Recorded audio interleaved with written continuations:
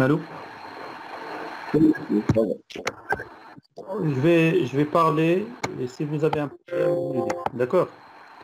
Donc, j'ai dit, s'il vous plaît, qu'on va aborder. Je reviens dans un premier temps au problème numéro 3 parce on l'a pas encore finalisé, terminé. Donc, je vais faire un rappel sur des choses qu'on a déjà fait ensemble. Pourquoi? Parce que le problème numéro 4 qu'on va voir après, il est relié au problème numéro 3. Donc, on va utiliser des choses en relation avec ce problème. Alors, donc, j'ai partagé, s'il vous plaît, avec vous une partie la première partie de le problème 3. Je rappelle qu'il s'agit de dimensionner un pale planche. C'est un écran bétonné en tête, buté en pied. Et on s'est intéressé à étudier deux cas. Le premier cas, c'est le cas lorsque le niveau c'est la phase initiale, lorsque le niveau de la nappe il se trouve les mêmes niveaux côté amont et côté aval. Deuxième cas, c'est lorsqu'on va faire un rabattement de la nappe de 5 mètres, mais on suppose qu'on n'a pas un écoulement. Ça, on ne l'a pas encore terminé. Et puis, la troisième cas, c'est le problème 4. C'est lorsqu'on va supposer que le pale planche n'arrive pas au substratum, mais on a un écoulement. Et donc, c'est une question de savoir comment on peut prendre en considération l'écoulement dans le dimensionnement des pales planches. Alors, j'avais expliqué la semaine dernière que lorsque le niveau de la nappe il se trouve les mêmes niveaux côté amont côté aval, le calcul il se fait en contrainte effective. Pourquoi en contrainte effective? Parce que la poussée de l'eau qui est exercée le côté amont elle va être équilibrée par la poussée de l'eau qui est exercée dans le côté aval. Et du coup, ce n'est pas nécessaire de prendre en considération l'effet de l'eau. Il suffit simplement de travailler en contrainte effective en déjaugeant. Et c'est pourquoi la première chose à faire, donc là je suis le premier cas, la première chose à faire pour qu'on arrive à dimensionner, à déterminer la fiche de pale planche et à déterminer la force dans le buton, la première chose à faire, il faut tracer le diagramme de contrainte effectif de poussée du but. Et pour tracer ce diagramme de contrainte effective de poussée dans un premier temps, en utilisant en fait la méthode de Rankine, sigma prime HAZ est égal à 0 pour Z appartient à 0 à 2. Pardon? Donc on utilise, s'il vous plaît, la contrainte effective entre 0 et 2, c'est-à-dire entre le point A et B, c'est 0 parce qu'on n'a que de l'eau. La contrainte effective, c'est la contrainte intergranulaire. Pour Z supérieur à 2, ben la sigma prime HZ, sigma prime AZ, c'est Ka fois gamma prime Z-2. C'est-à-dire c'est Ka fois sigma prime V Z, moins 2C prime racine Ka, mais le fait que la cohésion il est nulle, ce qui reste principalement c'est Ka fois gamma prime, facteur de Z-2. Avec gamma prime, c'est un poids volumique déjaugé, et le calcul de Ka, comme j'avais déjà expliqué, il se fait à partir de la méthode de Rankine, parce qu'on a supposé que le frottement entre le sol et le pale planche, le côté amont, est nul. C'est-à-dire le pale planche il est parfaitement lisse. Donc lorsqu'on a fait le calcul, on a trouvé que sigma prime HAZ pour Z supérieur à 2, c'est 3,25 Z moins 2. Donc ça c'est une relation qu'on va utiliser après. Donc gardez en mémoire. Pour calculer la force, puisque bien sûr à partir de ces relations, on comprend que le diagramme il est triangulaire. Donc à Z est égal 2 mètres, c'est 0, c'est-à-dire le point B. Donc le point Z est égal 5 plus F, c'est-à-dire au point D. Sigma prime HA, le point D, ben, tout simplement c'est Ka fois gamma prime fois F plus 3. Et puis, puisque le diagramme est triangulaire, la résultante de ce diagramme, on peut l'assimiler à une force FA qui est exercée à un tiers inférieur de la hauteur où s'exerce la poussée, c'est-à-dire à 3 plus F sur 3. Et FA, c'est l'intégrale de sigma prime HA. En d'autres termes, c'est l'état de contrainte, le point D, c'est sigma prime HD, fois la surface. La surface, c'est 3 plus F sur 2, parce que le diagramme est triangulaire, fois 1 mètre. Donc ça nous permet d'avoir que FA, c'est 1,625, le facteur de 3 plus F entre parenthèses au carré. Pour ce qui concerne le diagramme de contrainte effective de butée, de la même manière, AZ est égal à 0 lorsque Z compris entre 0 et 5, sigma prime HP c'est 0. Et lorsque Z est supérieur à 5, sigma prime HP, vous aurez Kp, ou la Kp prime, sur gamma prime, le facteur de Z moins 5. Donc c'est ce qu'on a fait, le diagramme il est triangulaire. Là aussi, je peux l'assimiler à une force FP horizontale. Pourquoi FP horizontale? Parce que j'ai dit que le côté aval, on va prendre en considération le frottement entre le sol et le pale planche. Ça revient à dire que le pale planche il est considéré qu'il est rugureuse. Et donc FP est incliné avec une angle delta P qui va avoir deux composantes normales et tangentielles. Et cette composante horizontale se trouve à une profondeur de F sur 3 par rapport à la hauteur C6. Pour ce qui concerne la suite, donc ça c'est pour ce qui concerne, bon là vous avez l'expression de la contrainte effective, donc sigma prime HPZ comme j'ai dit, c'est Kp prime avec Kp prime c'est Kp sur 2, parce qu'on affecte un coefficient de sécurité de 2 en utilisant la deuxième approche de sécurité. Et Kp, pour calculer Kp, on va utiliser la méthode de Coulomb, parce qu'on a considéré que delta P est différent de 0 est égal à 1 tiers phi en valeur absolue. Donc en prenant la valeur de bêta c'est 0, delta P c'est 1 sur phi, alpha c'est 90 et phi prime c'est 30 degrés, on arrive à trouver que delta P c'est 4,52. Et puis cette contrainte, ce diagramme de contrainte de butée, j'ai dit qu'il est triangulaire, je peux l'assimiler à une force Fp. Mais moi, j'ai besoin de la composante horizontale. Donc, Fp horizontale, c'est Fp fois cos delta P. Tout calcul fait, vous trouvez Fp horizontale, c'est 11,77 Fk. Une fois que je trace le diagramme de contrainte effective de poussée de butée, je le traduis en termes de force. Pour que j'arrive à déterminer les deux inconnus de problème, à savoir la fiche et la force dans le butant, j'avais expliqué qu'il suffit simplement qu'on applique des équations d'équilibre. La première équation d'équilibre, la somme du moment des efforts par rapport au point d'ancrage ou par rapport au point où on va mettre en fait du butant est égal à 0, qui est le point A. Ceci nous permet en fait d'avoir que le moment de FA par rapport à A plus le moment de FP horizontal par rapport à A plus le moment de F grande A par rapport à A est égal à 0. Et le moment de FA par rapport à A, on a dit que c'est la force de poussée fois le bras de levier qui est 2 tiers 3 plus F plus 2 et FP horizontal. Et le moment de FP horizontal par rapport à A, c'est FP horizontal facteur de 2 tiers F plus 5. Après, il suffit simplement de remplacer l'expression de FA en fonction de F et l'expression de FP horizontal en fonction de F. En développant le calcul, on arrive à avoir une équation de troisième degré et la résolution de cette équation nous permet en fait d'avoir que la fiche c'est 1,53. Pour ce qui concerne la force dans le butant, il suffit simplement que j'applique la deuxième équation d'équilibre, la somme des forces horizontales est égale à 0. Et donc, je vais avoir en fait la force du butant, c'est FA moins FP horizontal. Et puisqu'on a trouvé en fait la valeur de la fiche et FA et FP horizontal dépendent de la fiche, on peut calculer facilement la force de poussée et la force de butée. Et du coup, on conclut la valeur de F grande A. Donc, bien sûr, ce que je viens d'expliquer, il est valable dans le cas où la nappe, dans le cas initial, la phase initiale, où on a la nappe, il se trouve les mêmes niveaux de côté amont et de côté aval. Donc ce qu'il faut retenir pour le premier cas, c'est la chose suivante. La première chose, on ne va pas prendre en considération l'effet de l'eau, parce que la poussée de l'eau, il est équilibré côté amont, côté aval, et donc on travaille en contrainte effective. Donc il faut déjauger. Ça revient à dire qu'il faut tracer le diagramme de contrainte effectif de poussée de butée et vous traduisez ce diagramme de contrainte en termes des forces. La deuxième chose, là où vous avez un frottement entre le sol et le pale planche, c'est-à-dire là, dans la partie où le pale planche est considéré rigoureuse, la force il va être incliné et qu'il va avoir en fait deux composantes, une composante normale et une composante tangentielle. Donc dans la détermination de la composante horizontale, il ne faut pas oublier de multiplier fois cause de delta, soit delta A ou delta P, ça dépend où le pale planche est considéré rigoureuse. Mais sinon, c'est un calcul classique ce qui reste après.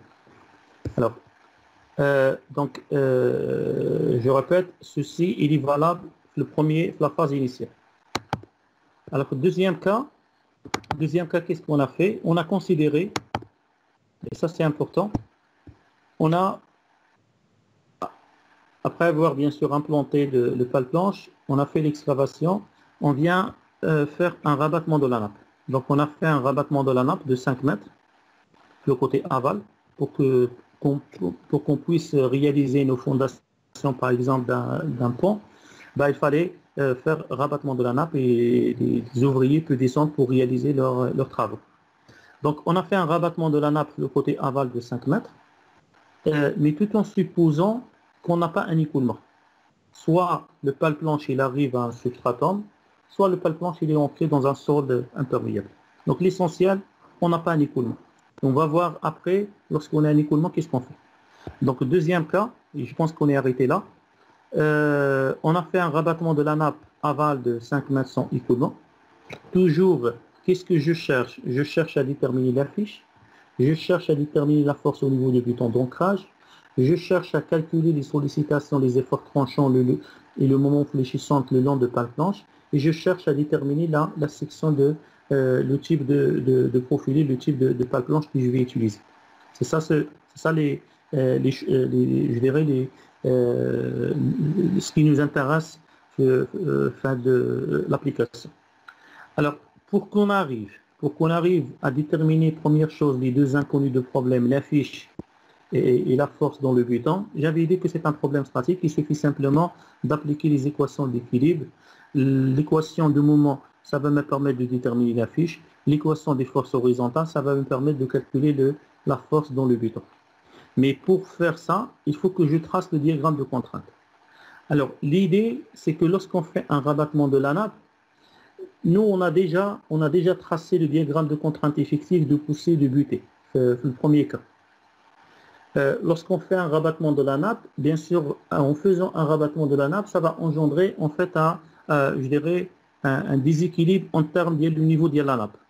Et ceci, ça va engendrer en fait que la poussée d'Yallo, le côté amont, ça va être beaucoup plus importante par rapport à la poussée d'Yallo, le côté aval. Et c'est pourquoi je dois prendre en considération l'effet d'Yallo, le dimensionnement. Et du coup, la fiche, le cas d'il y a un rabattement de la nappe, ça va être beaucoup plus importante par rapport au cas où la nappe est le même niveau. Parce que nous, ce qui nous intéresse, c'est le deuxième cas. Le premier cas, ça a été juste une phase initiale. Alors, pour prendre en considération donc, le diagramme de contrainte effective de poussée de butée, on l'a déjà vu, je viens d'expliquer comment on l'a tracé, c'est la figure 1. En faisant un rabattement de la nappe, je dois prendre en considération l'effet de la nappe par l'intermédiaire, en fait, en traçant le diagramme de pression interstitielle différentielle. Pour que le diagramme de pression interstitielle différentielle, c'est le diagramme de pression interstitielle, c'est la différence de pression interstitielle entre le côté amont et le côté aval. Je dois donc tracer le diagramme de contrainte, le diagramme de pression interstitielle amont et aval, et je fais la différence. Et je sais que le côté amont, la pression interstitielle, n'importe quel point, c'est gamma W fois Z. Fois Z. Parce que le niveau de la nappe, Z il est considéré le point A. Le côté, ça c'est le côté amont. Le côté aval, la pression interstitielle, parce que je suis le cas statique, la pression interstitielle, c'est gamma W facteur de Z-5. Donc, le côté amont, Z est égal à 2 mètres, c'est gamma W fois 2, il y a 20. Le point C, c'est gamma W fois 5, il y a 50. Le point D, c'est gamma W, le facteur de 5 plus F. Et le diagramme, il est triangulaire. Mon diagramme de pression interstitielle, le côté aval, à Z est égal à 5, c'est 0. Z est égal à 5 plus F, c'est gamma W fois F. Et puis je calcule la différence, c'est-à-dire la différence des pressions interstitielles amont et aval. Je vais avoir donc, entre le point A et C, j'ai que de l'eau le côté amont, et donc mon diagramme il est triangulaire. Le point A c'est 0, le point C c'est 50. Entre le point C et D, je calcule la différence. Et donc pour savoir en fait l'allure, je sais d'avance que la pression interstitielle initiale le point D, côté amont, c'est gamma W facteur de 5 plus F, puis horizontal par rapport au point A, plus le moment de FW1 par rapport à A, plus le moment de FW2 par rapport à A. Ça, on l'a déjà fait. Le moment de FA par rapport à A, on a dit que le bras de levier, c'est 2 tiers facteur de 3 plus F plus 2. Il faut voir ce que je viens d'expliquer auparavant. Le moment de FP horizontal par rapport au point A aussi, c'est FPA horizontal facteur de 2 sur 3 F plus 5. Et puis le moment de W1 par rapport au point A, bah, tout simplement c'est W1, le bras de levier ici c'est 5 sur 3 fois 2, bah, ou la 2 sur 3 fois 5, 2 tiers la hauteur, 2 tiers fois 5. Et le moment de FW2 par rapport au point A, je vais avoir en fait F sur 2 plus 5 comme bras de levier. Je développe le calcul, je trouve une équation de troisième degré. La résolution de cette équation, par exemple analytiquement ou un calculatrice programmable, ça nous permettra en fait d'avoir la fiche, c'est 6,1. Donc je trouve une fiche de 6,1.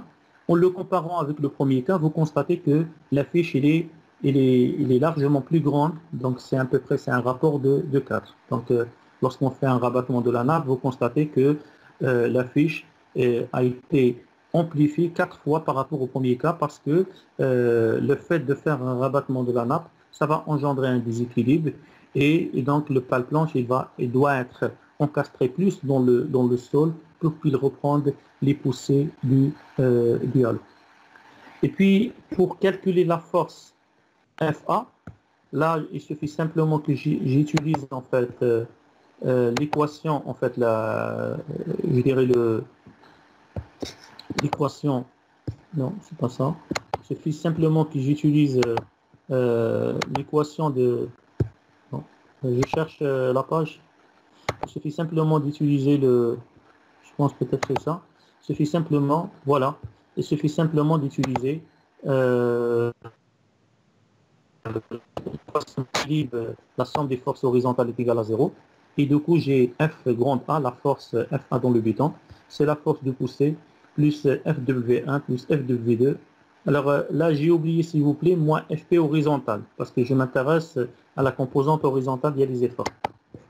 Et bien sûr, en remplaçant la valeur de F par 6,1, que ce soit dans le calcul de FA, FP horizontal, FW1, tout calcul fait, on trouve FA est égal 126,6. Alors, est-ce que vous avez des questions jusqu'à maintenant, s'il vous plaît? Parce que ça, j'ai déjà expliqué ça la semaine dernière. J'ai fait un rappel parce qu'il y a des choses qui sont en relation avec ça.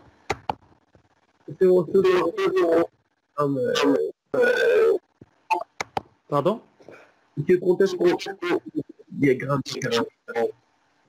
Monsieur, le diagramme, logiquement, le diagramme différentiel, le diagramme des pressions interstitielles différentielles, on le calcule lorsqu'on a un déséquilibre, lorsqu'on a une différence de niveau de la nappe entre le côté amont et le côté aval.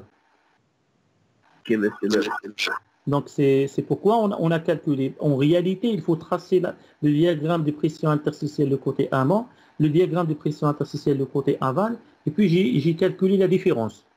Et sur ce diagramme de pression interstitielle différentielle, je le traduis en termes de force et j'applique l'équation de moment en associant le diagramme des pressions interstitielles différentielles avec le diagramme des contraintes effectives de poussée de but.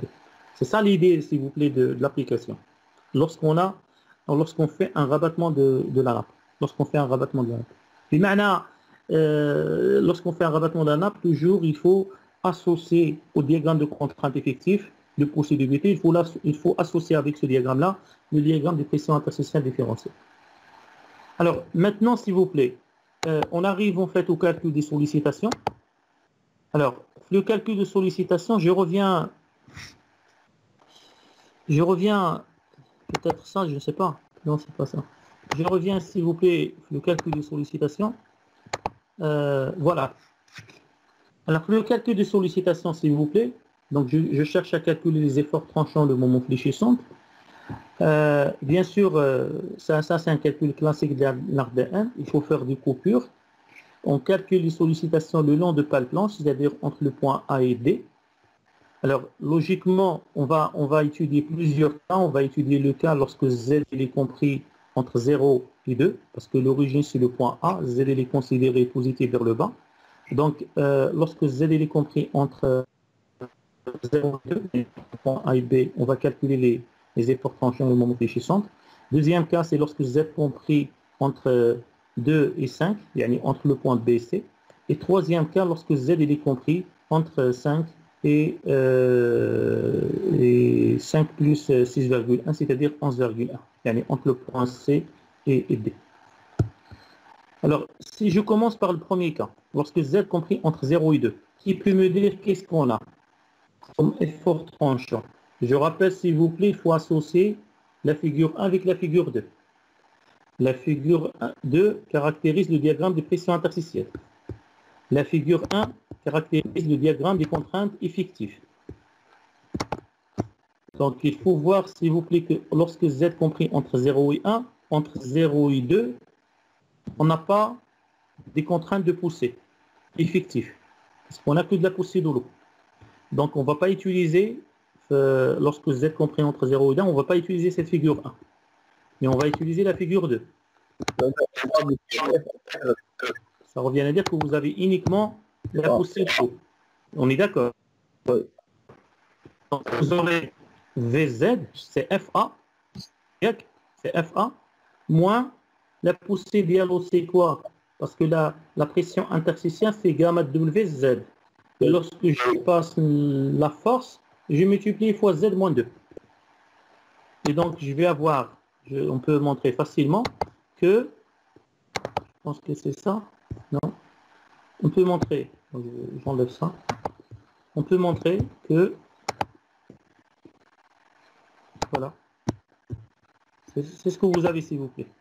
VZ, donc l'effort tranchant, lorsque Z appartient à l'intervalle 0 à 2, c'est VZ FA moins gamma WZ, ça c'est la pression interstitielle. Pour passer la force, puisque le diagramme est triangulaire, je multiplie fois Z sur 2, tout simplement. Et donc, je remplace gamma W par 10, et FA par la valeur qu'on vient de trouver, c'est 126,6. Vous trouvez VZ, c'est 126,6 moins 5 Z au carré. Et bien sûr, Z est égal à 0. Vous avez l'effort tranchant, c'est 126,6.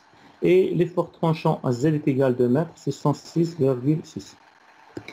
Pour ce qui concerne le moment fléchissant, c'est l'intégrale de VZ.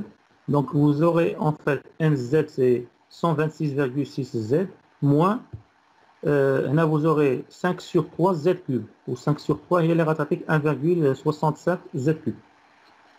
Et puis le moment Z est égal à 0, c'est 0.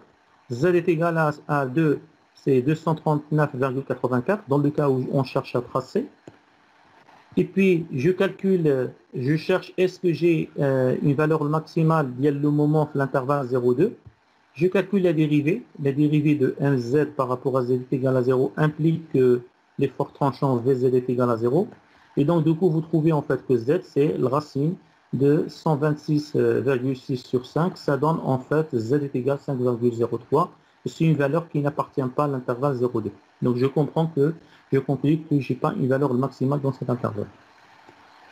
Maintenant, je passe au deuxième intervalle. Lorsque Z appartient compris entre 2 et 5, là, vous aurez, je vais avoir l'effet de l'eau, FA, plus la poussée de l'eau, plus la poussée, je dirais, la contrainte effective de poussée.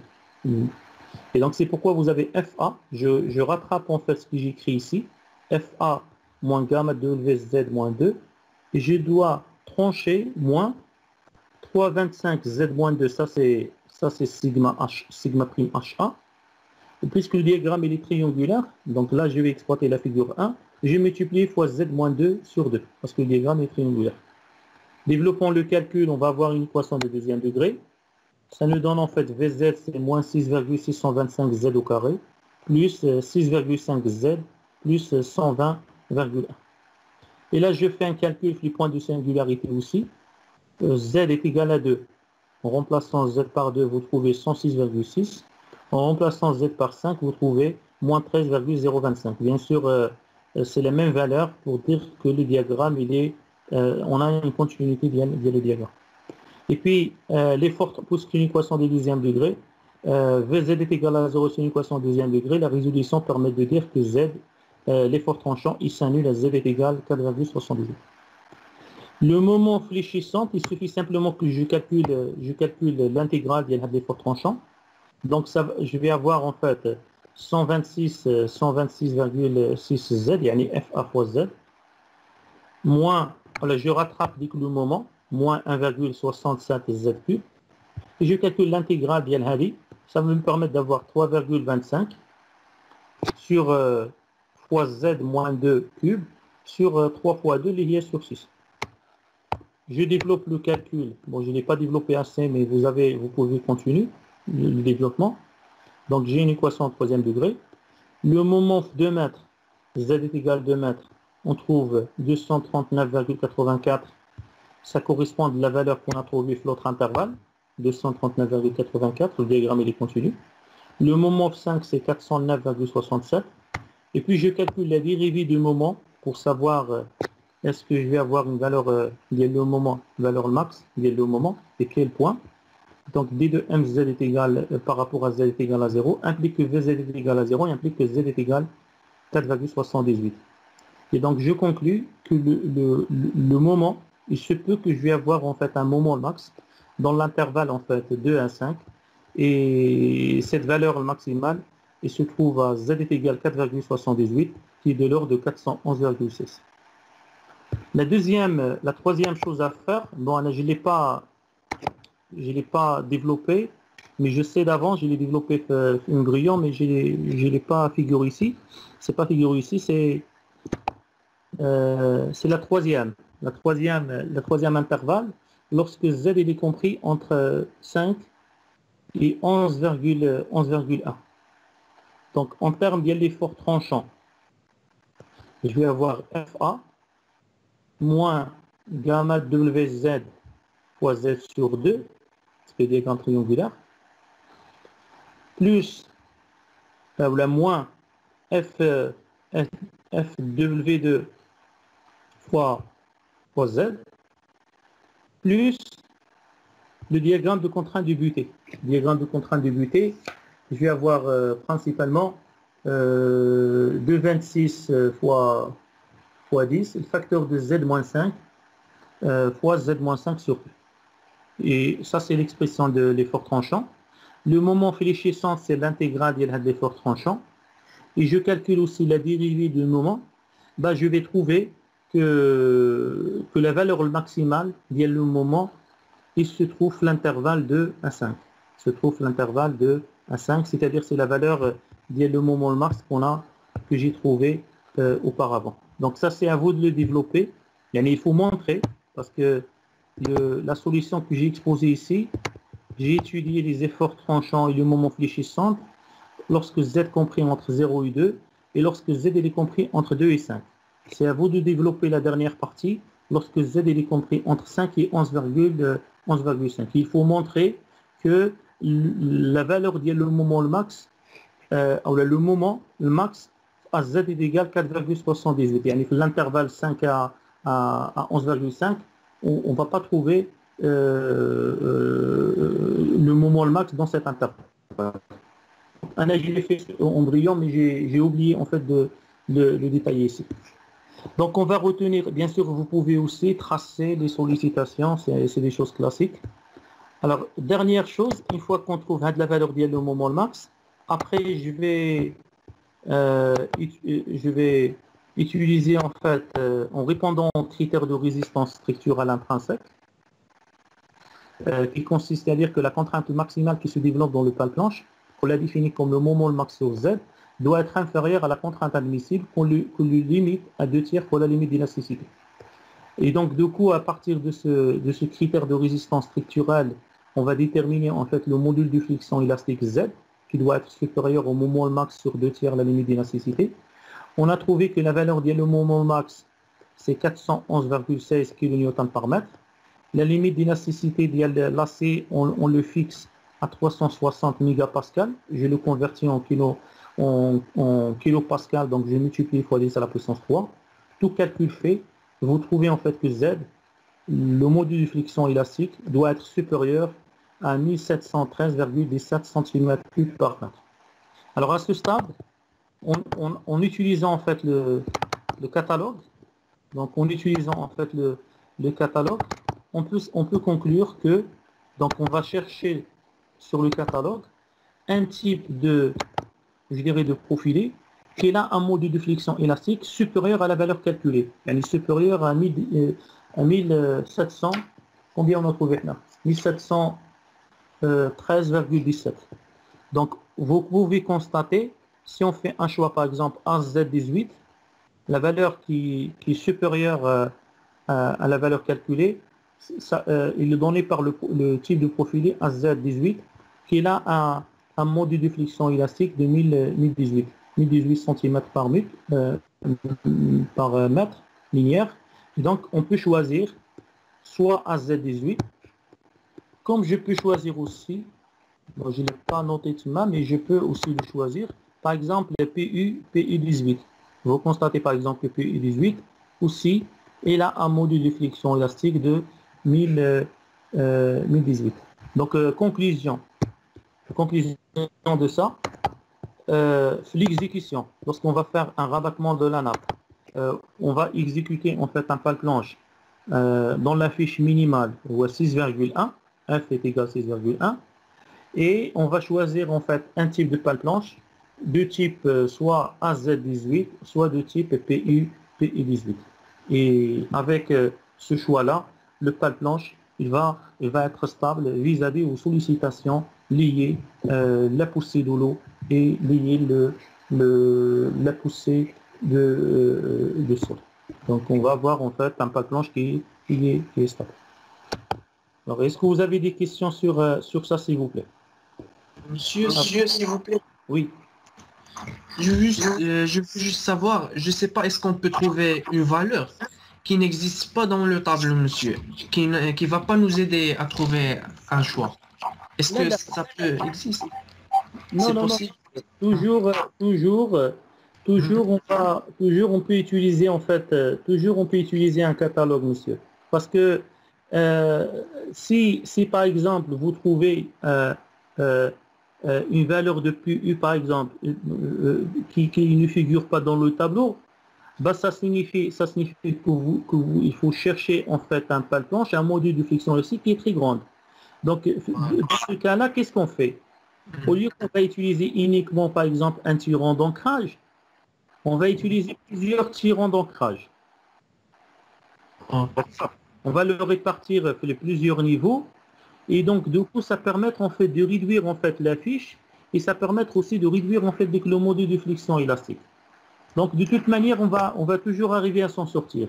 Sauf la méthode qu'on est en train d'étudier, parce que j'ai déjà expliqué que le dimensionnement des pales planches actuellement se fait principalement par trois méthodes, les écrans, d'une manière générale, soit par le calcul aux états limites, c'est ce qu'on est en train d'apprendre, soit la méthode de calcul au module de réaction, soit la méthode d'élément fini. L'avantage via les deux méthodes, c'est-à-dire la méthode de module de friction élastique et la méthode d'élément fini, permettent en fait ça nous permet en fait d'utiliser en fait plusieurs tirants d'ancrage, alors que la méthode de calcul limite, pour qu'on arrive en fait à avoir en fait un problème statique, on est obligé en fait de mettre uniquement un tirant d'ancrage. Et donc c'est pourquoi les autres méthodes, on les utilise, qu'ils ont un grand avantage en fait la pratique, mais surtout lorsqu'on cherche à implanter en fait plusieurs tirants d'ancrage. Là, pour des raisons de temps malheureusement, on se limite principalement au calcul de la première méthode. D'accord? Merci beaucoup. Toujours un moyen de s'en sortir de toute manière. Oui, merci beaucoup, monsieur. Alors, d'autres questions, s'il vous plaît. Donc, je récapitule, s'il vous plaît. Ce qu'il faut retenir, surtout, c'est que le premier cas, lorsque le niveau de la nappe statique, on dit le même niveau de la nappe côté amont et aval, on travaille toujours en contrainte effective. On ne va pas prendre en considération la poussée de l'eau parce qu'on a un équilibre via la pression via le côté amont, côté aval. Deuxième chose, là où le pal planche est considéré lisse, donc la force de poussée va être, je dirais, perpendiculaire à l'écran. Là où l'écran est considéré rigoureuse, il faut utiliser en fait la méthode de Coulomb pour calculer en fait le coefficient de poussée ou de butée, et la force il va être inclinée avec un angle, dans notre cas par exemple avec un angle delta P. Donc il va avoir une composante normale et tangentielle. Il ne faut pas oublier de multiplier par cause delta P le calcul de la force de butée. La deuxième chose, lorsqu'on fait un rabattement de la nappe, mais tout en supposant qu'on n'a pas un écoulement, dans ce cas-là, il faut tracer le diagramme de contrainte effectif. On trace le diagramme de contrainte effectif, de poussée, diagramme de contrainte effective de poussée de butée, et en ajoutant le diagramme de pression interstitielle différentielle. C'est la différence de pression interstitielle entre le côté amont et aval. Pourquoi? Parce qu'on a fait un rabattement, on a un déséquilibre, une différence de niveau entre le côté amont et le côté aval. Et puis toujours le dimensionnement en appliquant les équations d'équilibre, en traçant le diagramme de contrainte effective de poussée de butée, le diagramme de pression interstitielle différentielle, en traduisant les différents diagrammes en termes de force. Après, on applique les équations d'équilibre. La première équation de moment permet de calculer la fiche, la deuxième équation permet de calculer la force dans le butant. Une fois qu'on fait ça, on peut passer le calcul des sollicitations en faisant des coupures en fonction de l'intervalle, et on peut tracer aussi le diagramme en fait des efforts tranchés au moment fléchissant en déterminant la valeur liée au moment max, et à partir de critères de résistance structurelle, on arrive en fait à déterminer le type de profil. Et ça, c'est la méthode, je dirais, générale, n'importe quel cas. Alors maintenant, c'est bon, s'il vous plaît, je peux passer à la dernière cas qui nous intéresse. Oui, monsieur. Merci. Mais je répète, on va utiliser bien sûr, alors je rappelle, je rappelle une chose suivante. Gardez en mémoire en fait l'expression parce que c'est important. Gardez en mémoire qu'on a trouvé, donc on a trouvé l'expression de sigma prime HA, dans notre cas. On a trouvé sigma prime HAZ, le diagramme de contrainte effective de poussée. Lorsque Z supérieur à 2, on a trouvé KA fois gamma prime Z-2. Le diagramme de contrainte de poussée. Le diagramme de contrainte de butée, on a trouvé sigma. On a trouvé sigma prime, voilà, on a trouvé sigma prime HP. C'est KP prime, KP sur 2, fois gamma prime Z-5. Donc ça, c'est le diagramme de contrainte effective de butée. On l'a besoin après. Alors, maintenant, lorsqu'on s'intéresse à l'écoulement, donc pour cela, prenons le problème. L'exercice numéro 5, s'il vous plaît. Alors, vous avez ça. Donc, on a le problème. Problème numéro 4. Le problème numéro 4, s'il vous plaît, c'est la suite du problème numéro 3. C'est la même chose, sauf qu'on va trouver qu'on a un écoulement. C'est-à-dire que le pale planche n'arrive pas en fait au substratum et il est arrêté par une profondeur donnée. Et donc, le fait qu'on a fait un rabattement de la nappe, donc on a un déséquilibre de niveau de la nappe côté amont et aval, ceci, ça va engendrer un gradient hydrique et donc, du coup, vous aurez un écoulement le long de pale planche. Alors, donc, il s'agit d'étudier analytiquement la stabilité de bâtard 2 de pale planche en rivière pour des écrans butonnés en tête et simplement butés en pied. Le calcul va se faire avec un coefficient de sécurité de 2 pour un rabattement aval de 5 mètres avec un écoulement. Donc, les caractéristiques des sables lumineux sont les mêmes que dans l'exercice 3. Pour dire, c'est la même configuration de l'exercice 3, mais sauf on a un écoulement. Alors, une chose avant de rentrer en détail. Je vais considérer, alors, lorsqu'on a fait un rabattement de la nappe de 5 mètres, sans écoulement, combien on a trouvé la fiche, s'il vous plaît? Combien la valeur de la fiche qu'on a trouvée lorsqu'on a fait un rabattement de la nappe de 5 mètres? Ajbana la fiche. Vous vous rappelez? 6,1. 6,1, très bien. Alors, logiquement, lorsque je vais avoir un écoulement, est-ce que la fiche, ça va augmenter ou ça va diminuer? Prenons en considération. Ça va augmenter. Parce que l'effet de l'écoulement, ça va engendrer une augmentation de la fiche. On est d'accord sur ça? On est d'accord sur ça. Donc, le fait d'avoir un écoulement, ça va avoir un impact sur la fiche et en principe, la valeur de la fiche qu'on devait trouver, elle est largement supérieure par rapport à la valeur de la fiche qu'on a trouvée sans écoulement. Sauf ici, s'il vous plaît, puisque le calcul c'est un calcul itératif, on va considérer, donc on considérera les fiches calculées son écoulement pour initier le calcul. C'est-à-dire, qu'est-ce que je vais faire? Je vais figer la valeur de la fiche qu'on a trouvé son écoulement, il y a 6,1. Et on va voir en fait comment on peut vérifier la stabilité de pale blanche. Je sais d'avance que le pale blanche ne sera pas stable. Je vais calculer le moment des efforts résistants et je le compare avec le moment des efforts motrices. Je sais d'avance que le moment des efforts motrices, ça va être plus grand par rapport au moment des efforts résistants. Sauf, l'objet, c'est de savoir comment on fait le calcul pour une telle valeur de la fiche. Si le calcul, je vais l'expliquer juste après, je vais calculer le moment, je vais comparer le moment des efforts résistants avec le moment des efforts motrices. Si je trouve que le moment des efforts résistants il est inférieur au moment motrice, bah ça signifie que le pale blanche n'est pas stable. Qu'est-ce que je dois faire? Je dois augmenter la fiche. Donc je vais choisir une autre valeur de la fiche et je refais le calcul de la même manière. Et c'est pourquoi nous, en considérant en fait la valeur de la fiche, c'est la valeur comme valeur initiale, c'est la valeur sans écoulement. C'est juste pour apprendre à faire le calcul avec écoulement. Mais pour savoir en fait quelle est la valeur en fait qui va nous permettre d'avoir un équilibre, bah, il faut faire un calcul itératif, il faut chercher, chercher faire le calcul pour plusieurs valeurs de la fiche jusqu'à où vous trouvez que le moment des efforts résistants est supérieur au moment motrice. Ça c'est la première chose. Donc c'est pourquoi pour qu'on apprenne à faire le calcul, on va considérer les mêmes valeurs de la fiche. La deuxième chose, je vais ajouter une hypothèse, je vais considérer parce qu'on a deux cas, la réalité des choses. Soit le sol, le pale blanche il traverse un sol, soit le sol il est limité par un substratum, soit le sol il n'est pas limité par un substratum. Là on considère que le sol il est limité par un substratum et je considère, c'est une hypothèse que j'ajoute, c'est une donnée que je vous donne, je considère que la hauteur du sol, le côté aval, je considère la hauteur ou 10 mètres.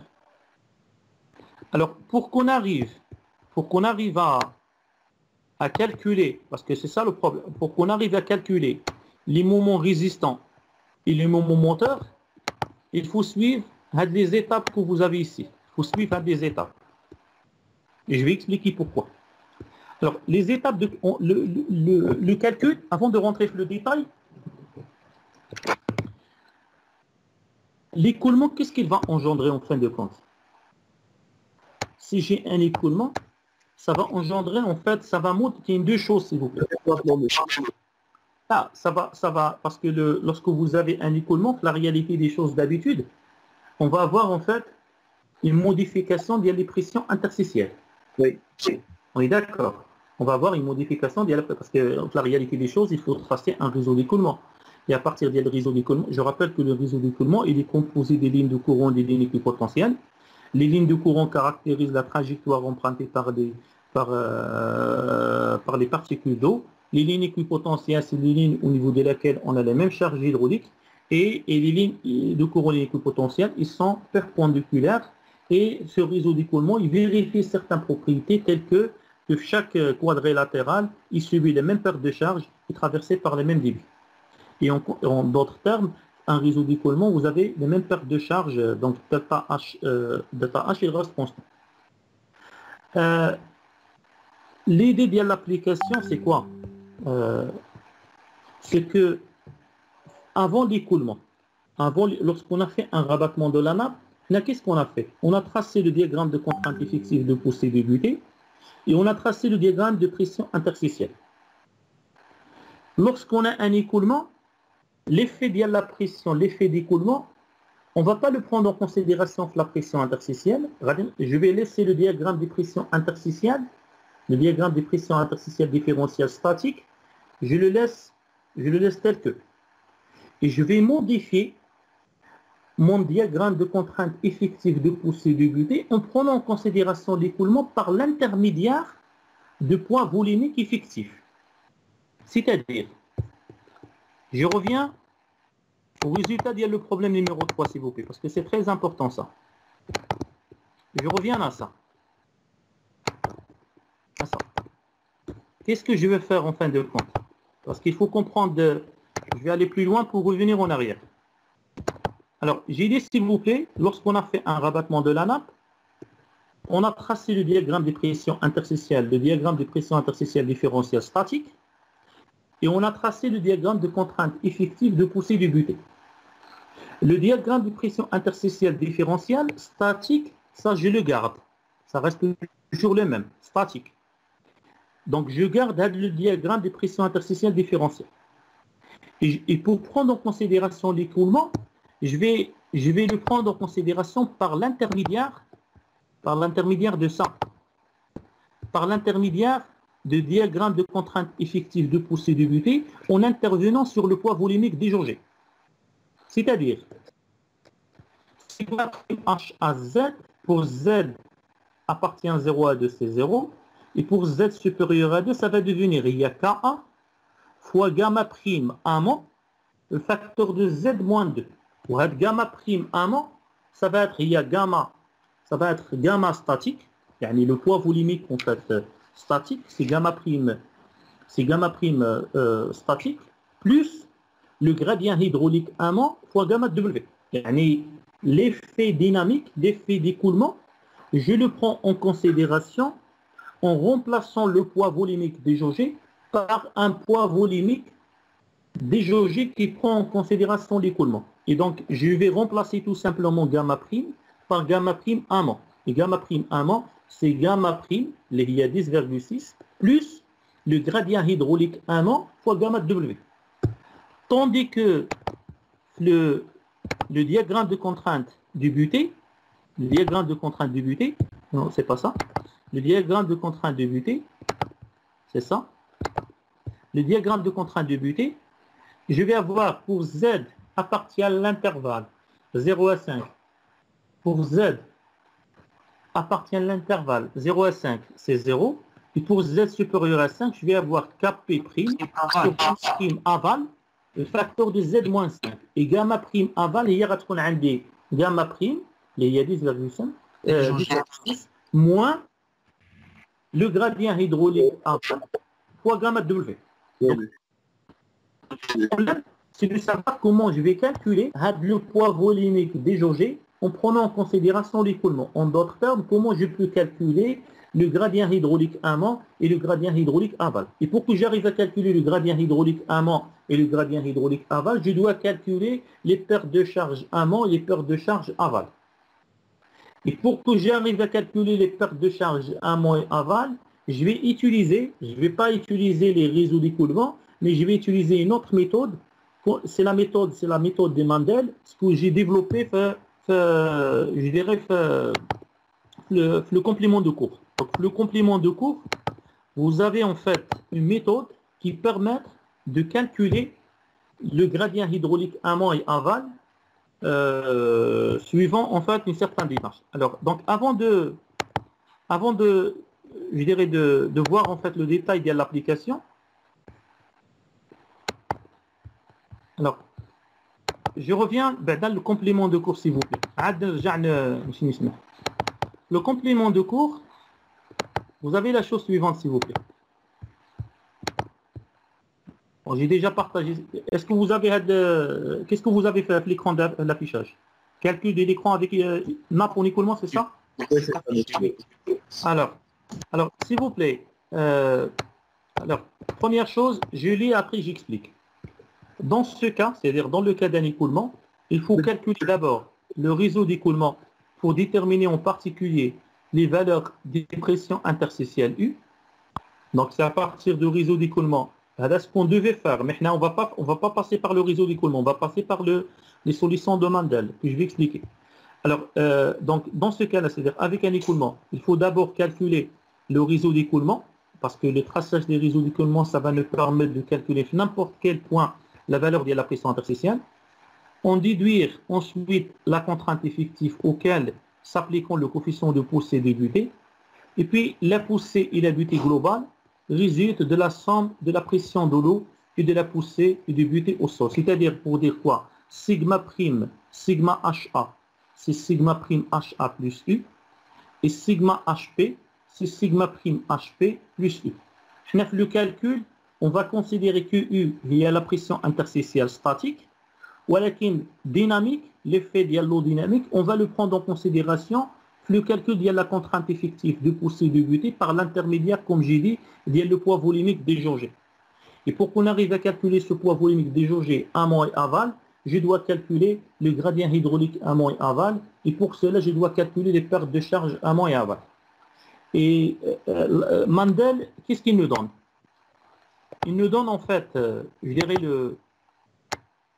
donc Mendel a donné une solution analytique qui permet de calculer la perte de charge aval. Alors, la notation, la perte de charge aval, il est noté par delta H2. Delta H2, c'est-à-dire quoi? Alors là, vous avez, c'est un cas d'exemple.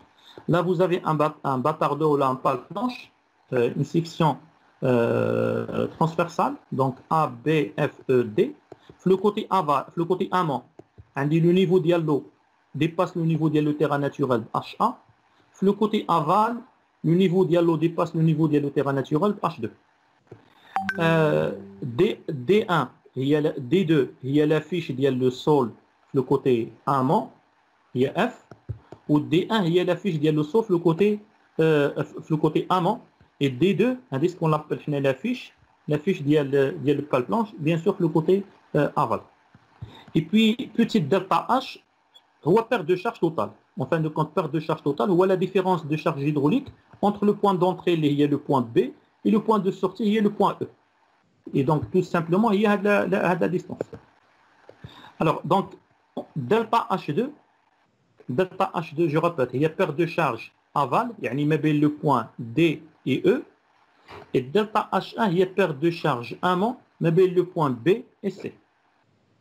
Donc, on désignera par delta H, perte de charge totale, entre le point B et E, total, le point d'entrée et de sortie. Par delta H2, perte de charge aval, entre le point D, le pied, et le point de sortie E. Et delta HA, il y a perte de charge amont, le point d'entrée, et le point et le pied, BC. Bien sûr, perte de charge totale, c'est la somme, c'est delta HA plus delta H. Après, donc ça c'est une question de notation maintenant. Mendel, il va nous permettre en fait de calculer cette delta H2, c'est perte de charge, le point D et E. Il a développé en fait, ce que vous avez fait, donc je sors de ça, il a développé en fait les relations suivantes. Bon, j'ai pas le temps de démontrer, mais on l'accepte d'abord. C'est ça. Vous avez l'affichage, s'il vous plaît, l'équation 1, ρ est égal... Oui, monsieur. Alors, il a défini un paramètre qu'il appelle ρ. ρ, c'est tout simplement le rapport entre perte de charge aval et perte de charge totale. Donc, ça, c'est toujours valable. ρ, c'est delta H2 sur delta H. C'est le rapport entre perte de charge aval sur perte de charge totale. Et perte de charge totale, on est toujours capable de le calculer. Donc, pour que je calcule delta H2, qui est perte de charge aval, et après j'arrive à calculer perte de charge amont, il suffit simplement que je calcule le paramètre ρ. Et suivant une certaine démarche, il est arrivé en fait à trouver l'expression de ρ, qui est donnée par la relation 5. ρ est égal à 0,095 plus 0,81 sur 1 plus la racine de 1 plus delta H sur D2. Avec delta H, comme j'ai dit, c'est perte de charge totale. Et D2, c'est la fiche. C'est la fiche, côté amont. Alors, bien sûr, la solution, l'équation 5, on l'utilise principalement lorsqu'on est de la configuration. Lorsqu'on a un écoulement sur un écran dans un sol indéfini. Or, dans notre cas, on a supposé que le sol est limité par un substratum. Donc, du coup, on ne va pas utiliser en fait l'équation 5. On est obligé de chercher en fait le cas où lorsque le sol est limité par un substratum. Là aussi, Mendel, il a trouvé en fait la solution. Donc, c'est ce que vous avez en fait ici. Là, vous avez, s'il vous plaît, la même chose. C'est un écran, un pale planche, qui traverse en fait un sol, je dirais, isotrope. Mais le sol, il est limité par un substratum imperméable. Donc, par rapport à l'autre figure, vous avez en fait T2 et T1. T2, c'est la hauteur, en fait, le sol côté amont. Et T1, c'est la hauteur le sol côté T2 côté aval et T1 côté amont. Dans notre cas, on a T2, il y a 10 mètres, parce que j'ai dit c'est 10 mètres. D2, il y a F, la fiche. D1, je vais avoir en fait principalement, il y a 6,1 plus 3. D'accord? Et T1, il y a la hauteur le sol, le côté aval, le côté amont. Et donc, il a développé la relation suivante ρ, qui va me permettre de calculer delta H2, donné par l'équation 8. Donc, en deux mots, avec le complément de cours, ça vous permettre en fait de calculer le rapport de perte de charge aval sur perte de charge totale. Soit vous utilisez la relation 8 ou la relation 5.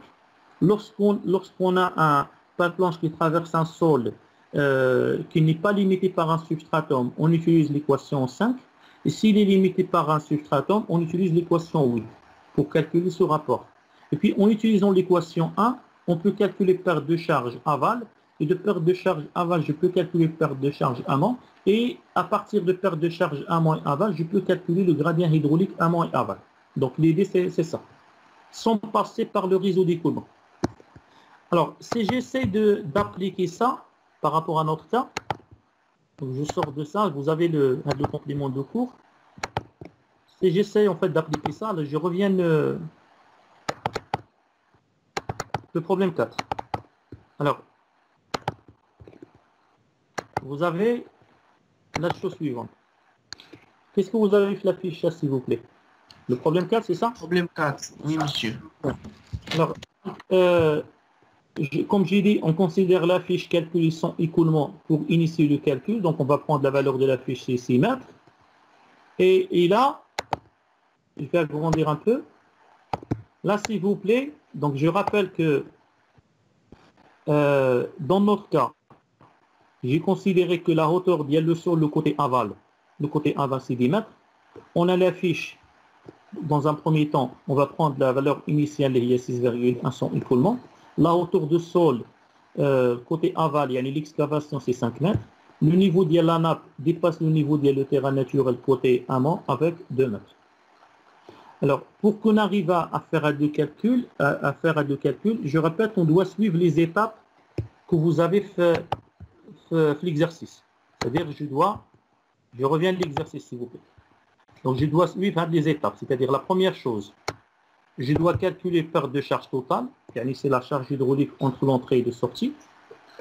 Je vais calculer ρ. ρ, je rappelle, il y a le rapport entre perte de charge aval et perte de charge totale en utilisant l'équation 8.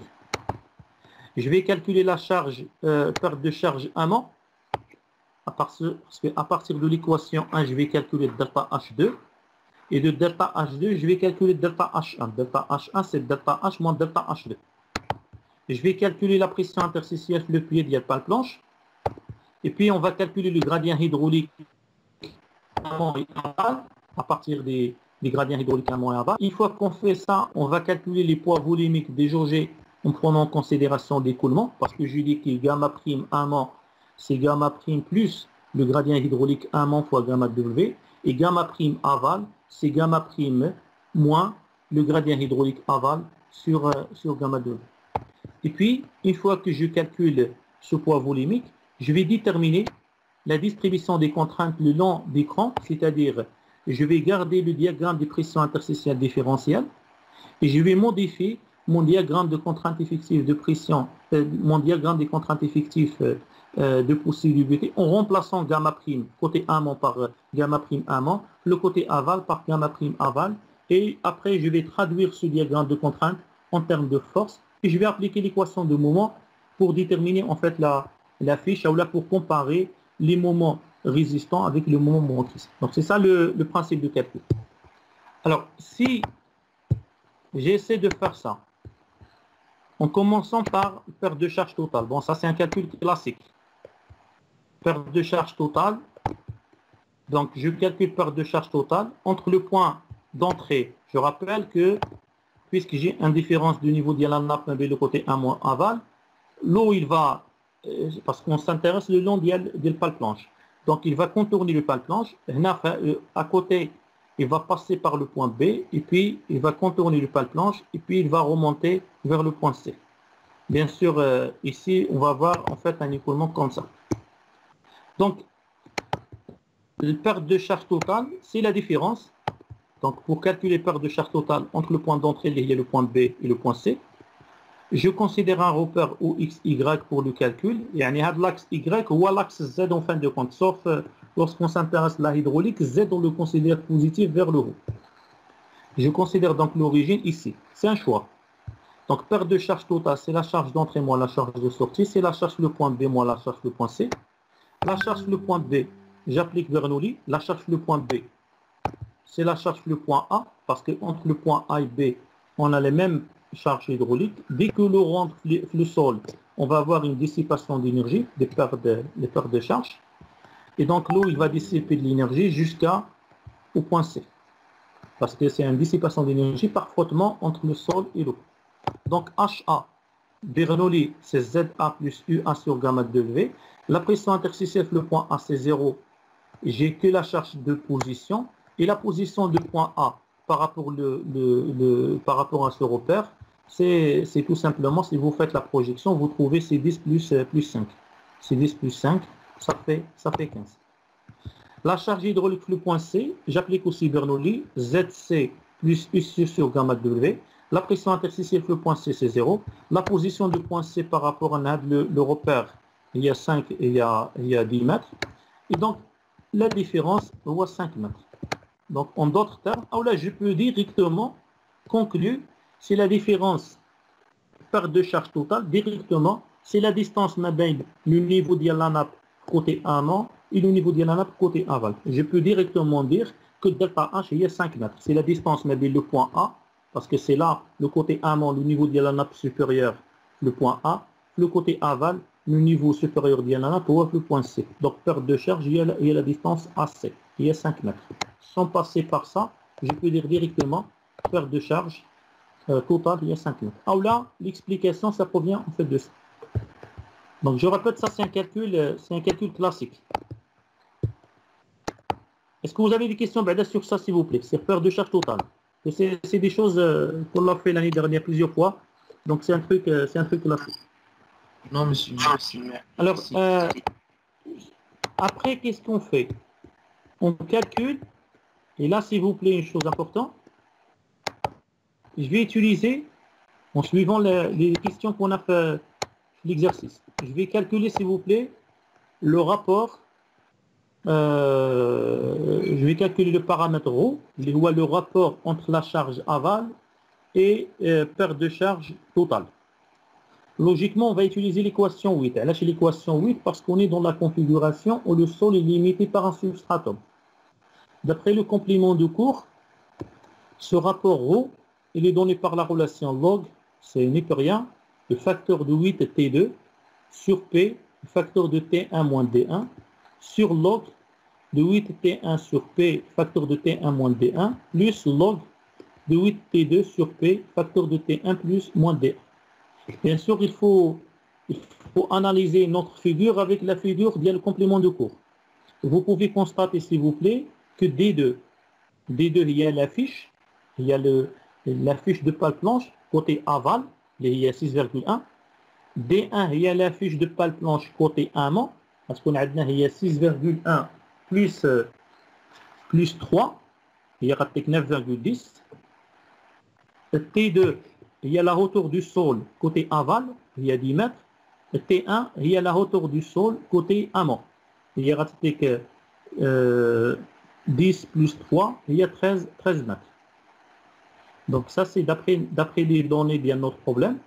En remplaçant les valeurs de D1, D2, T1, T2 dans la formule 8, on arrive en fait à trouver que ρ, c'est 0,467. De là, je peux calculer perte de charge aval, qui est notée delta H2, qui est perte de charge entre, je dirais, le pied de pale planche et la sortie, delta H aval, il y a delta H, mais le point D et C. Je multiplie tout simplement fois ρ multiplié perte de charge totale fois ρ, je trouve en fait le perte de charge aval delta H aval qui notifie le cours delta H2 qui dans notre cas delta H entre le point DC, c'est 2,330. Si j'arrive à calculer ce perte de charge aval, je peux aussi calculer perte de charge amont parce que je sais que perte de charge totale, delta H, c'est delta H amont plus delta H aval, c'est delta H1 plus delta H2. Donc du coup, delta H amont, qui notifie le complément de cours delta H1, et il y a delta H entre le point d'entrée, le point B, et le pied, le point D. Et du coup, en faisant le calcul, on trouve 2,656. Donc j'arrive facilement à calculer ce perte de charge amont et ce perte de charge aval. La différence entre la méthode de Mendel, il considère que les pertes de charge amont, ce n'est pas les mêmes que les pertes de charge aval. Alors que nous, lorsqu'on a tracé un réseau d'écoulement, on a considéré que les pertes de charge entre deux équipotentiels successifs est les mêmes. Donc c'est les mêmes, alors que la méthode en d'autres termes, les pertes de charge, le côté amont, équivalentes les pertes de charge aval. Alors que la méthode de Mendel, il considère que les pertes de charge le côté amont sont différentes par rapport aux pertes de charge côté aval. Donc le calcul il est relativement simple, il suffit simplement de savoir quel contexte on est, dans quelle configuration on est par rapport au complément de cours. La quatrième étape, je calcule la pression interstitielle, le pied, parce que j'ai les besoins après. Là vous avez trois méthodes. Soit vous calculez la pression interstitielle, le pied, vous utilisez Bernoulli. Je sais que la charge hydraulique le point D, c'est la charge de position, les lois ZD, plus la charge de pression, les lois la pression interstitielle le point D sur gamma W. À partir de l'équation de Bernoulli, on peut avoir la pression interstitielle le point D, c'est gamma W, le facteur de HD moins ZD. Avec ZD, c'est la charge de position qui caractérise la position du point D par rapport au plan de référence. Donc le point D se trouve à la cote 3,9 par rapport au plan de référence, il y a 10 moins 6,1. Et HD, c'est la charge hydraulique au point D. Et pour que j'arrive à calculer la charge hydraulique au point D, je peux exploiter les pertes de charge, par exemple, amont ou la aval, peu importe. Maintenant, perte de charge aval, j'ai delta H entre B et D, je travaille en valeur absolue, c'est HB moins HD. Et la réalité des choses, c'est moins HD moins HB. Dites-moi, il y a reste HB moins HD. HB, on a déjà montré que c'est 15. Delta H entre le point B et D, on vient de trouver, il y a 2,655. Vous trouvez en fait que la charge hydraulique, le point D, c'est 12,335. Remplaçant de la charge hydraulique, la relation de Bernoulli et la charge de position ZD, on trouve que la pression interstitielle, c'est 84,35. Donc ça, c'est la première méthode qui consiste à appliquer Bernoulli. La deuxième méthode, c'est quoi? C'est que la pression interstitielle, le point D, c'est tout simplement ou la pression interstitielle statique. Ça dépend. Pour comprendre ça, je dois exposer en fait la figure.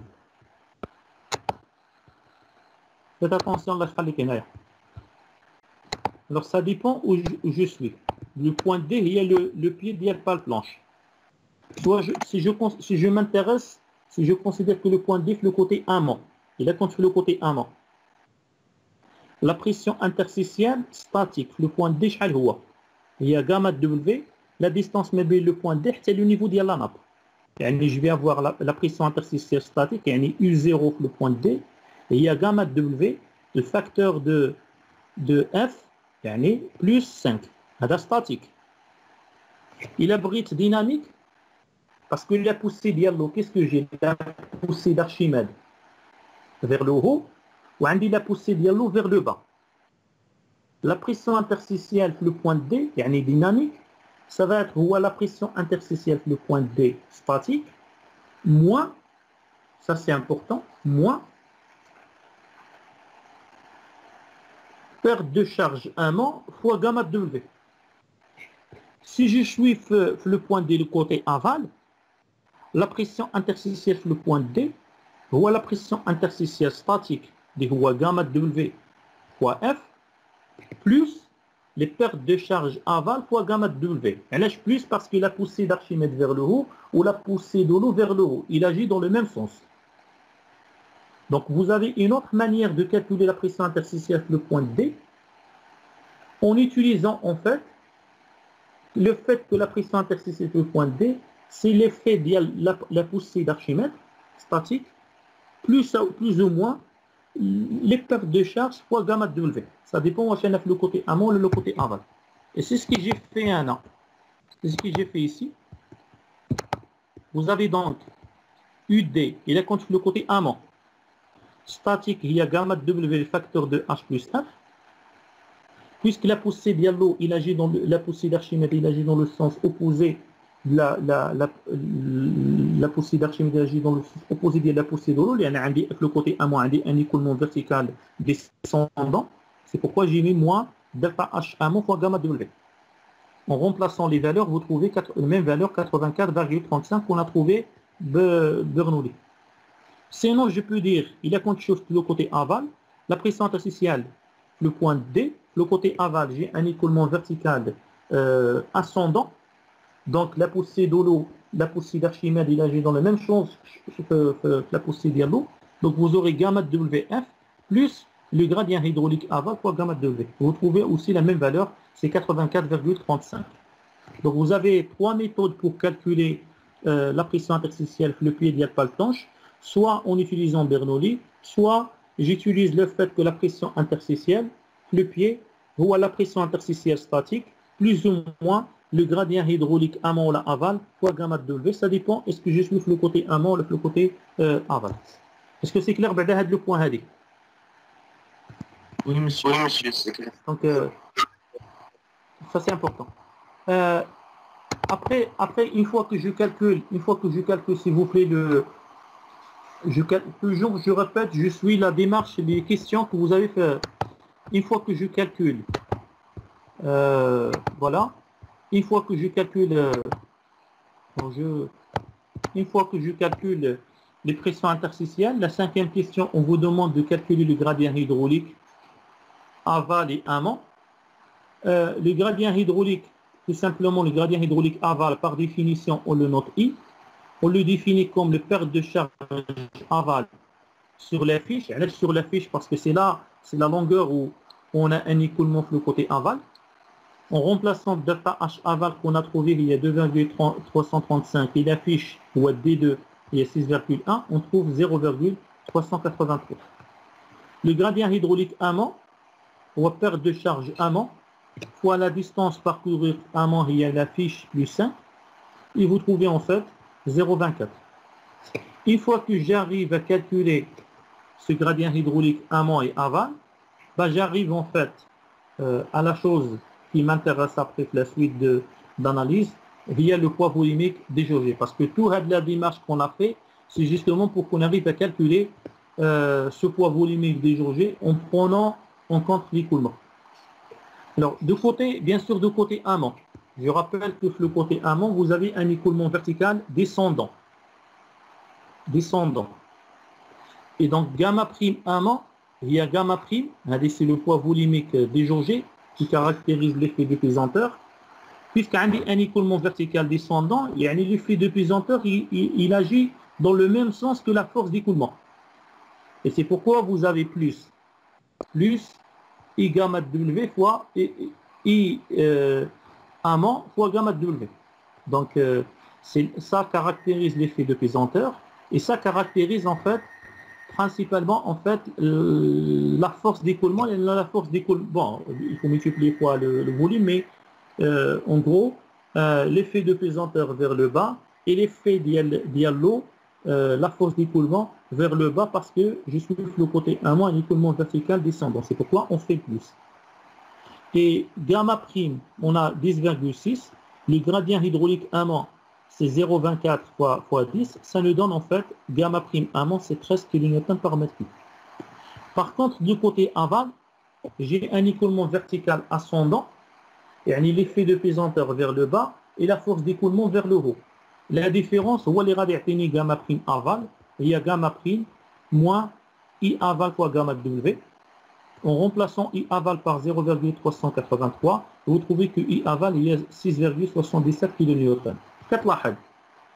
Au départ, lorsqu'on a la nappe il est statique, lorsqu'on a fait un rabattement de la nappe sans écoulement, on a travaillé avec gamma prime. يعني gamma prime le côté amont et aval, il y a statique, il y a 10,6. Par contre, lorsqu'on a fait un rabattement de la nappe en considérant qu'il y a un écoulement, en prenant en considération l'écoulement, on a trouvé que le poids volumique amont, ça augmente 13 kN par mètre cube, c'est-à-dire que la contrainte effective de poussée, ça va augmenter, tandis que le côté aval, la gamma prime aval a diminué. Et il y a 6,77, c'est-à-dire que les efforts résistants deviennent plus faibles par rapport aux efforts motrices. Et c'est pourquoi la fiche de pale planche, lorsqu'on a un écoulement, va être beaucoup plus importante par rapport à son écoulement. Parce que l'écoulement, ça va influencer sur le poids volumique des jaugés et ça va influencer en fait sur les efforts résistants. Les efforts résistants vont être affectés par une diminution de gamma prime, parce qu'on va travailler avec gamma prime aval qui est plus faible par rapport au cas statique, et le côté amont, gamma prime va augmenter amont de ça va devenir en fait 13. Est-ce que c'est clair, s'il vous plaît, le développement jusqu'à maintenant? Parce que le plus important, c'est la manière de calculer ce poids volumique amont et aval. Ce qui reste après, c'est l'exploitation du diagramme. Donc, je récapitule, s'il vous plaît. Lorsque vous avez un écoulement, mon diagramme des pressions interstitielles statiques, dit que la figure 2 reste valable, on ne va pas le toucher. Mais on va intervenir la figure 1, le diagramme de contrainte effective de poussée et de butée, en gardant les mêmes expressions, mais on va remplacer gamma prime, le côté amont, on va le remplacer par gamma prime amont, et le côté aval, on va remplacer gamma prime par gamma prime aval. Et on va aussi traduire ce diagramme de contrainte en termes de force, etc. Donc l'idée de l'application, c'est principalement, en fait, c'est ça. Après, pour que j'arrive à déterminer la distribution de contraintes le long de l'écran, je dois tracer mon diagramme de contrainte effective de poussée et de butée, mon diagramme des pressions interstitielles différentielles. Alors, je vais récupérer les relations qu'on a déjà développées le problème 3, le premier cas. Sigma prime H à Z, on a trouvé que c'est 0 pour Z appartient de 0 à 2. Pour Z supérieur à 2, je garde la même relation de Rankine, mais je vais remplacer gamma par gamma prime. Donc Ka fois gamma prime amont, facteur de Z moins 2. Gamma prime amont, on l'a déjà calculé. Et Ka, c'est la méthode de Rankine, tangent au carré P sur 4 moins Phi prime sur 2, ça rend 0,307. Pour ce qui concerne sigma prime HP, pour Z appartient à l'intervalle 0 à 5, c'est 0 parce qu'on n'a que de l'eau, on n'a rien d'ailleurs, on a fait une excavation, on a fait un rabattement, pardon. Pour Z supérieur à 5, d'après l'expression en fait de l'état de contrainte effective de butée, c'est K'P qui est Kp sur 2, parce qu'on affecte un coefficient de sécurité de 2, pour prendre en considération le fait qu'on va avoir un déplacement suffisant de pied pour avoir cette mobilisation de butée, donc un coefficient de sécurité de 2. C'est une deuxième approche qui est recommandée par l'Eurocode, fois gamma prime aval, sachant que gamma prime aval, comme j'ai dit, c'est gamma prime moins le gradient hydraulique aval fois gamma W, et facteur de Z moins 5 pour Z supérieur à 5. Et qu'est-ce que je fais après? Je vais modifier la figure 1 en traçant le diagramme de contrainte de poussée et de butée. Bien sûr, AZ est égal à 2, le point P est 0, ou AZ est égal, le point D, AZ est égal 5 plus F, je vais avoir sigma prime HF le point D, je le remplace. Je remplace en fait la relation. Je fais la même chose, Z est égal 5, c'est 0, ou Z est égal Z est égal à F, il y a 6,1. Chez F, Z est égal 5 plus F. Je calcule sigma prime HP, le point D. Et je vais tracer le diagramme de contrainte. Vous aurez en fait de compte ça. Excusez-moi.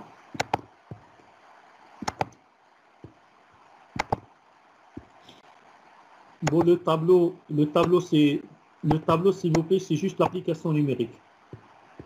Pour que j'arrive à tracer, j'ai mis la profondeur Z, le point A.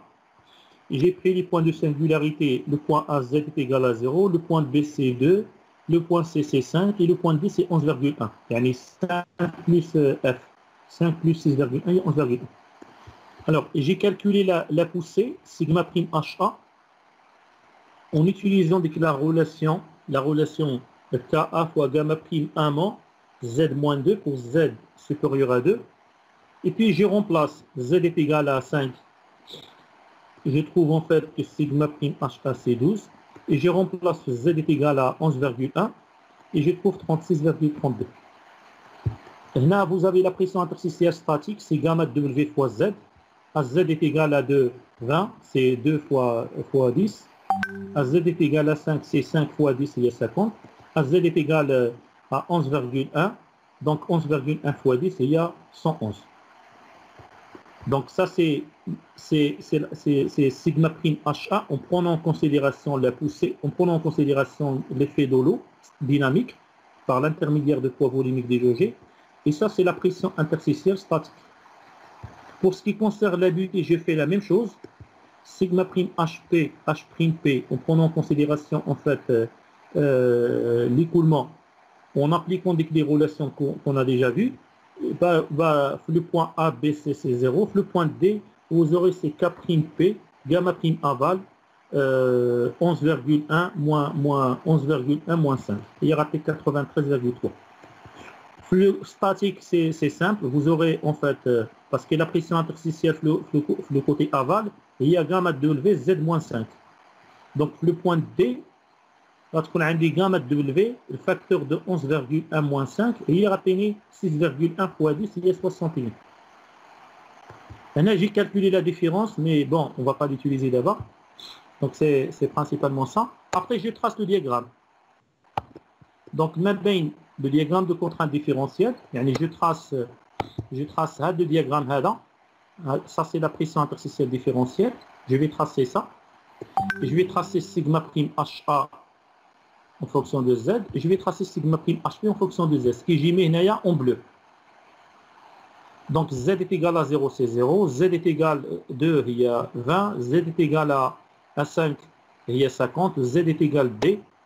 5 plus 10, il y a 50. بمعنى, je récupère les mêmes diagrammes des pressions interstitielles différentielles. Je l'ai noté d'ailleurs ici, diagramme des pressions interstitielles différentielles, statique. Le diagramme des contraintes effectives de poussée, en prenant en considération l'écoulement, je représente la variation sigma prime HA en fonction de Z.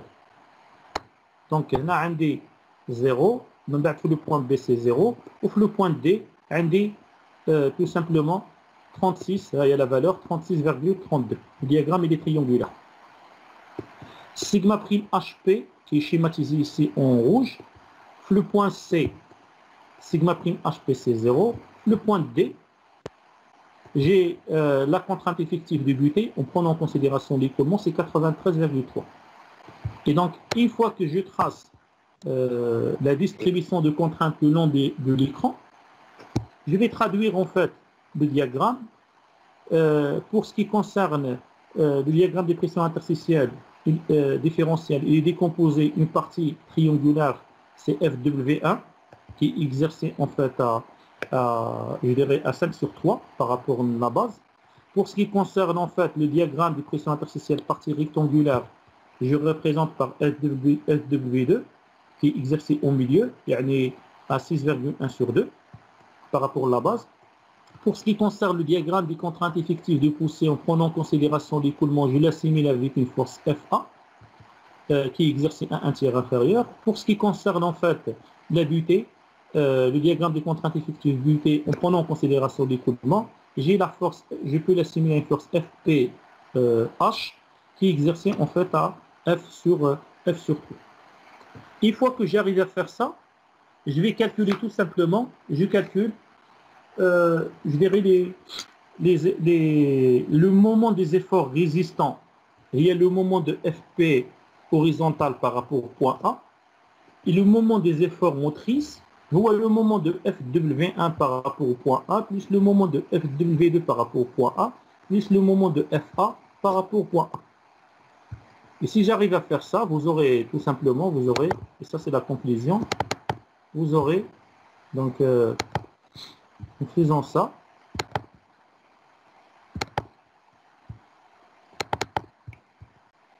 donc là vous avez la fin. Alors je rappelle que FW1, c'est la résultante via le diagramme triangulaire de poussée différentielle. C'est 125, on a déjà trouvé ça. FW2, on a déjà trouvé 50 fois F, mais je remplace F par 6,1, vous trouvez 305. Le FA, la force de poussée, qui est la résultante de diagramme triangulaire, c'est sigma prime HF le point D fois la hauteur où s'exerce la poussée, c'est F sur 3 sur 2.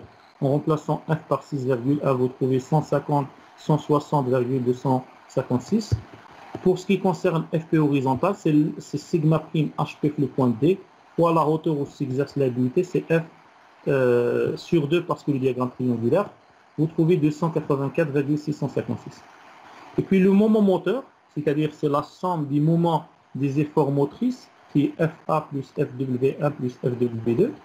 On a le moment de FA par rapport à A, c'est FA fois le bras de vide, ou à 2 tiers le facteur de F plus 3 plus 2, parce que je calcule par rapport au point A. FW2, le bras de vide, ça va être OA2 sur 3 fois 5. Et pour FW1, pardon, pour FW2, le bras de vide, ça va être F sur 2 plus 6. Je remplace la valeur de FA, FW1, FW2. Je trouve un moment, le moment moteur, c'est 4205 kN. Tandis que concerne le moment résistant, le moment résistant, c'est le moment de FP horizontal par rapport au point A. C'est FP horizontal, le bras de levier, ou à 2 tiers F plus A. Tout calcul fait, vous trouvez le moment moteur, c'est 2580,88. Donc c'est évident, on a trouvé que le moment moteur, il est largement supérieur par rapport au moment résistant. On comprend en fait que la fiche n'est pas suffisante, suffisamment grande lorsque on prend en considération l'écoulement. Donc ça revient à dire, il faut refaire le calcul. C'est pourquoi j'ai dit c'est un calcul itératif. Maintenant, je peux prendre, on a trouvé une valeur 6,1, je peux faire un calcul avec F est égal à 7. Et j'ai refait le calcul en remplaçant F par 7 et je vais comparer le moment résistant jusqu'au moment moteur. Si ça ne marche pas, j'augmente par exemple 7,5. Et je fais un calcul itératif jusqu'à où je trouve que la valeur du moment résistant il est légèrement supérieur au moment moteur. Je retiens donc la valeur de la fiche. Donc c'est ça la méthode en fait de prendre en considération en fait l'écoulement. Je récapitule pour dire la chose suivante. Lorsque vous avez en fait un écoulement, l'effet diallo statique, vous gardez le diagramme de pression interstitielle différentielle et vous prenez en considération en fait l'écoulement dans le calcul de la contrainte effective de poussée de butée par l'intermédiaire de poids volumique des jaugés. Le poids volumique des jaugés flamands en remplaçant gamma par gamma prime amont qui est égal gamma prime plus des gradients hydrauliques amont fois gamma W. Le poids volumique, le côté aval, c'est gamma prime moins le gradient hydraulique aval fois gamma W. Et le calcul de gradient hydraulique amont et aval nécessite en fait le calcul de la charge hydraulique amont et aval. Et le calcul de ce charge hydraulique amont et aval nécessite en fait le calcul de la charge hydraulique totale, le gradient hydraulique total, c'est simple, et qui est la différence entre le niveau diallo côté amont, niveau diallo supérieur côté amont et aval, et le perte de charge aval. Il suffit simplement d'utiliser les relations de Mandad, soit l'équation 8 lorsqu'on a un sol limité par un substratum, soit la relation 5 lorsqu'on a un sol qui n'est pas limité par un substratum. Donc là, j'ai fait un résumé en fait des choses qu'il faut retenir. Est-ce que vous avez des questions, s'il vous plaît, sur tout ça? Non, merci, monsieur. Donc je tiens, s'il vous plaît, à dire la chose suivante. Bon, ma séance, en fait, la dernière séance est aujourd'hui. J'espère que le cours, ça a été bénéfique pour vous. Je ne sais pas quand est-ce l'examen, ça va être programmé. Mais de toute manière, l'examen, bien sûr, vous aurez tout le programme.